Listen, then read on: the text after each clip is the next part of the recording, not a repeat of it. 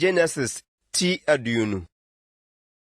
Na Abraham tutu firi hɔ kɔɔ anafo fam asase so, na ɔkɔtena Kades ne Sɔ ntam, na ɔkɔyɛɛ ɔhɔhoɔ wɔ Gera.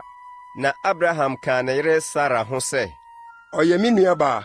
Na Gerahene Abimelek soma ma wɔbɛfaa Sara. Na Onyankopɔn baa Abimelek nkyɛn anadwo daeɛ mu, na ɔka kyerɛɛ no sɛ, hwɛ, ɔba a wakɔfa no nti worebewu, ɛfiri sɛ ɔyɛ ɔbarima bi yere. Nso na Abimelek nnya nkaa no, na ɔkaa sɛ, Awurade, wobɛkum ɔmantenee nso. Ɛnyɛ ɔno na ɔka kyerɛ me sɛ me nuane no. Na ɔbaa no nso kaa sɛ me nuane no. Makoma mu kan ne me nsɛm teɛ na mede me yɔɔ yei. Na Onyankopɔn ka kyerɛɛ no daeɛ mu sɛ, Me nso minim sɛ wakoma mu kan na wode yɔɔ yei.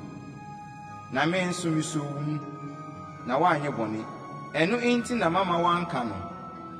Na afei da no ɔbarima no yere kɔma no, ɛfiri sɛ ɔyɛ odiyifoɔ, na wapa akyɛw ama wo, na woanya nkwa. Na sɛ woannane no ankɔma no a, ɛneɛ, hu sɛ wuo na wobɛwuo. Wo ne deɛ ɛwɔ wuo nyinaa. Na Abimelek sɔree anɔpatutu frɛɛ ne nkoa nyinaa, na ɔkaa nsɛm yi nyinaa guu wɔn asom. Na nnipa no suroo pii. Na Abimelek frɛɛ Abraham ka kyerɛɛ no sɛ, Ɛdeɛn na woayɔ yɛn yi, na bɔne bɛn na mayɛ woɔ? Na wode bɔne kɛseɛ yi aba me ne m'ahenni soɔ. Ade a wɔnyɔ na woayɔ me yi. Na Abimelek ka kyerɛɛ Abraham sɛ, Ɛdeɛn na wuhunuyɛ na wudii saa asɛm yi? Na Abraham kaa sɛ, Ɛfiri sɛ misusuw sɛ, ampa Onyankopɔn ho suro nni ha yi, na me yere nti obeku me. Nanso ɛwɔ mu ampa sɛ ɔyɛ me nua. M'agya ba ne no, na ɛnyɛ me nabaa, na wayɛ me yere. Na Onyankopɔn maa me firi m'agya fie. Mebekyiniyɛ no, mesee no sɛ, w'adɔyɛ a wobɛyɛɛ me ne sɛ, baabiara a yebeduro no, ka no me ho sɛ ɔyɛ me nua.